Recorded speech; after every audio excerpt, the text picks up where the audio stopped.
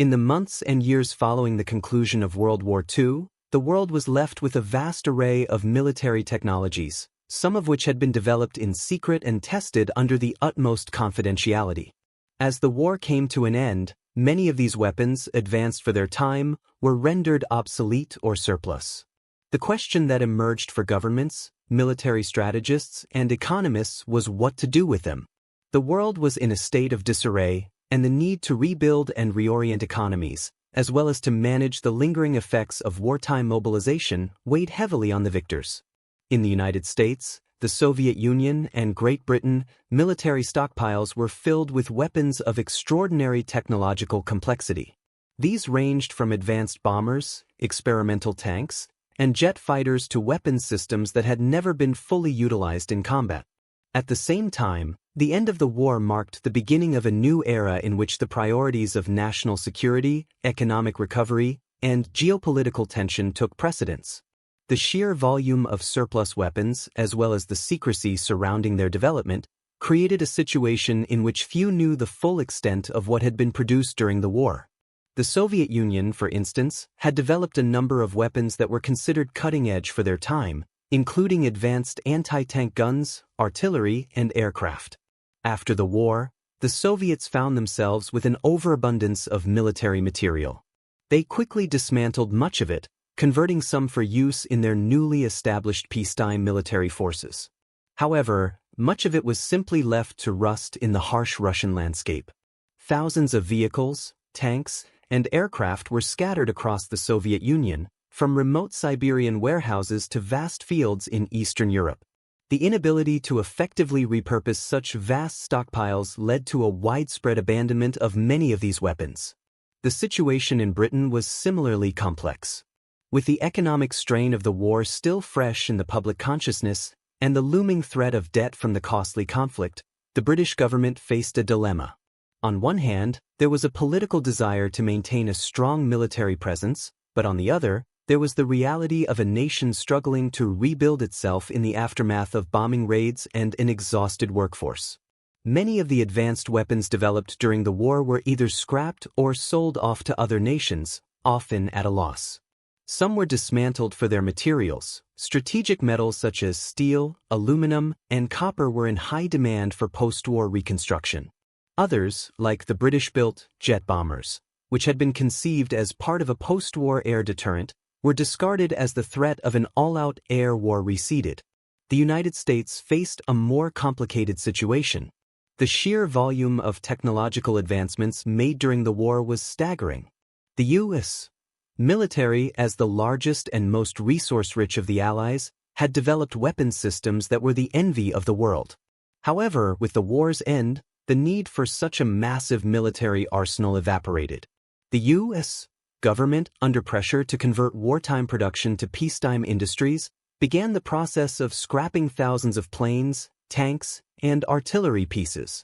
Yet, some of the more secretive and advanced technologies, such as the atomic bomb and experimental weapons like the jet-propelled flying wing, were not immediately discarded. Instead, they were hidden away in military bases, some of which were designed specifically to test the viability of these new technologies in peacetime scenarios. The initial post-war years saw these projects shelved as surplus, but the military retained them in strategic reserves, uncertain of what role they might play in the emerging Cold War. While official decisions were made quickly, the logistical reality of dealing with vast quantities of surplus weaponry proved much more complex. In many cases, such weapons were simply stored in depots across Europe and North America, left untouched for years. It is estimated that at the end of the war, the U.S. alone had a surplus of more than 3 million tons of military equipment. The process of selling, scrapping, or abandoning this massive stockpile would take decades. In the Soviet Union, where material shortages were common, the process was more haphazard, with many weapons left in open fields or disassembled for parts that could be used in other industries. The first step in managing this surplus was often the simplest: scrapping. Many of the tanks, trucks, and military vehicles were sent to scrap yards, where they were torn apart for their metal. Some of these vehicles were dismantled so thoroughly that their original forms were unrecognizable. the same fate befell hundreds of thousands of aircraft. In Britain, the Ministry of Supply oversaw a program to scrap the nation's surplus planes, with hundreds of aircraft, including advanced bombers and fighters, reduced to mere heaps of aluminum and steel. The aircraft were melted down, and the raw materials were either recycled or sold to private manufacturers. Yet, not all of these weapons were so easily disposed of. Some, particularly the more secretive or technologically advanced systems, were hidden away for future use or research. The British, for instance, retained their stockpiles of experimental jet engines and radar systems, hoping that they might one day be useful in a future conflict. The Americans also held on to a number of advanced projects, such as the development of the V-2 rocket, which had been captured from the Germans at the war's end. This technology was quickly put to use in the space race, yet its origins in wartime secrecy were not forgotten. The fate of the most highly classified Allied weapons, particularly the atomic bomb, was more secretive still. The bomb, a technology that had been developed under the Manhattan Project, was seen as the ultimate symbol of wartime technological achievement. However, in the aftermath of the war, its status as a weapon of mass destruction made it both an asset and a liability. The U.S. government, under the leadership of President Harry S. Truman, sought to manage its new atomic monopoly carefully. As a result, the fate of the bomb and its components remained tightly controlled. Initially, only the U.S. military had access to atomic technology, and it was carefully guarded against leaks to other nations. But as the Cold War began to take shape, the need for secrecy became more pressing. New treaties, such as the Baruch Plan, were proposed but ultimately failed, and by the end of the 1940s, atomic secrets were being shared with the Soviet Union and, eventually, with other Allied nations. This shift marked the beginning of a global arms race, one in which these secret weapons would take on a new significance. The years immediately following World War II were marked by a sense of uncertainty. What had been a world defined by the urgency of wartime production and technological innovations suddenly became one of vast surplus. Weapons systems that had been tested under intense secrecy were left to languish in the silence of post-war disarray. Despite efforts to control them, the sheer volume of surplus military assets meant that many were simply forgotten, their fates sealed in an era of peace that had been bought at a staggering cost. Yet, the full implications of these decisions would not be realized until much later. Many of the weapons and technologies that were discarded, scrapped, or hidden away after the war would resurface in different forms, often in unexpected ways. But for now, the fate of these secret Allied weapons remained shrouded in a fog of uncertainty, lost to the annals of post-war history. In the years following the immediate post-war period, the surplus of Allied military technology, especially the secret weapons that had been developed under extreme secrecy during the war, became a complex issue. While some had been scrapped or abandoned, others found new purposes, either in the form of repurposed civilian technology or through secretive military research programs. The decisions made in these early years would lay the groundwork for future geopolitical developments, military strategies, and technological breakthroughs that would shape the latter half of the 20th century. For many of the secret weapons tested during World War II, the immediate post-war decision was clear: they would be abandoned or dismantled. Yet, the process of disposal, repurposing, or even retaining these weapons for future use was far from uniform across the Allies. In the Soviet Union, where the technological advancements made during the war were both a symbol of national pride and a potential asset in the ongoing Cold War, some of these weapons were quietly retained for research. The most notable example of this was the German V-2 rocket, which had been captured by the Soviets as the war came to a close. The Soviet Union, eager to learn from the technology, began reverse engineering the V-2's complex systems. This research would lead to the development of their own long-range missile programs, which eventually contributed to the Soviet Union's ability to compete in the Cold War arms race. While the initial reaction in the Soviet Union was to dismantle or hide many of these weapons, by the late 1940s, it was clear that their potential could not be ignored.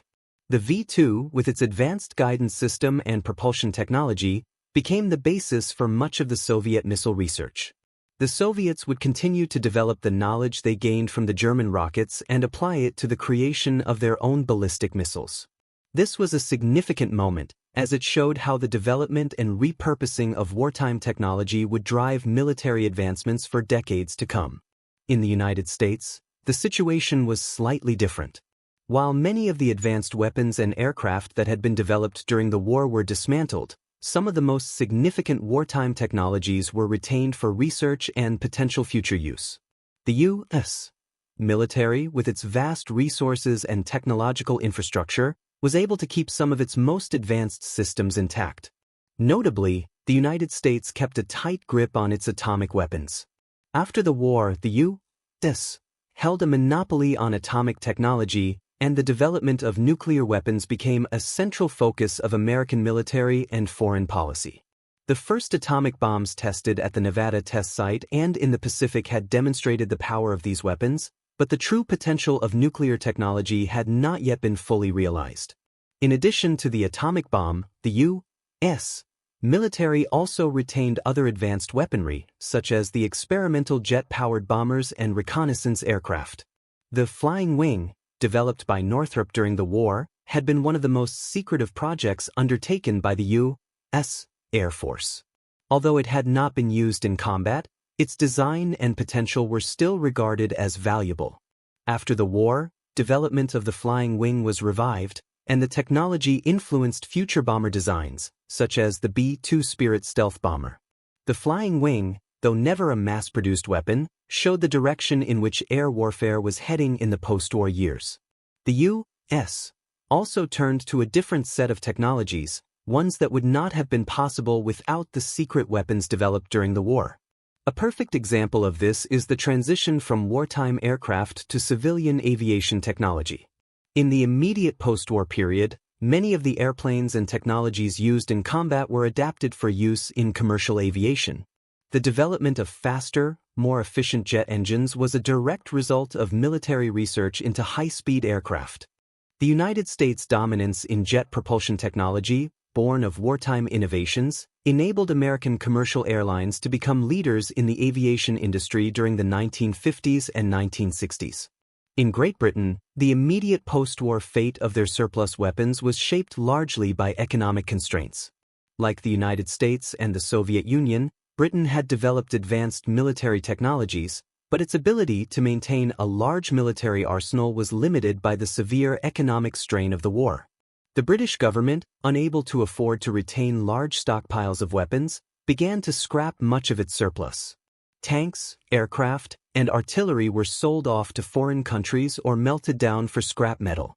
Many of these weapons were simply abandoned in warehouses, left to rot in the damp conditions of post-war Britain. However, some of these secret weapons found new life in unexpected ways. The British, with their deep connections to the Commonwealth nations, sold a number of their surplus military goods to countries in the Middle East and Africa. Some of these weapons, including advanced aircraft and tanks, were repurposed by these nations for their own military needs. While this may have helped Britain alleviate some of its post-war economic pressures, it also marked the beginning of a new era of proxy conflicts, as many of these weapons would later be used in the Cold War struggles that unfolded across Africa, the Middle East, and Asia. One of the most intriguing aspects of the post-war era was the continued development of previously secret or experimental weapons systems. As the Cold War emerged, both the United States and the Soviet Union sought to capitalize on the technological advancements made during the war. These secret weapons, whether the V-2 rocket, advanced jet engines, or atomic bombs, formed the basis of a new kind of arms race, one that was not simply about the quantity of weapons but also about the technological sophistication that each side could bring to bear. The first real manifestation of this was the space race. The U.S. and the Soviet Union both recognized that the advanced rocket technology developed during World War II could be used for space exploration. While the Soviets had used their knowledge of the V-2 to develop long-range missiles, they quickly turned this technology towards space travel. In 1957, the Soviet Union launched Sputnik, the first artificial satellite, into orbit. This event sparked the beginning of the space race, a competition that would dominate U.S.-Soviet relations for the next 2 decades. In the United States, The development of the ballistic missile program was similarly influenced by the lessons of wartime technology. The U.S. Army, under the leadership of figures like Wernher von Braun, who had worked on the German V-2 program, used the knowledge gained from those secret wartime projects to develop a new generation of missiles capable of delivering nuclear warheads. This technological leap paved the way for the development of the Intercontinental Ballistic Missile, ICBM, a weapon that would redefine the strategic balance during the Cold War. In both the U.S. and the Soviet Union, the war's secret weapons had a profound impact on military doctrine. The shift from conventional warfare to the potential for total nuclear annihilation changed the course of military strategy forever. The immediate post-war period saw the abandonment of many weapons systems, but the knowledge gained from these secret projects continued to shape military thinking for decades to come.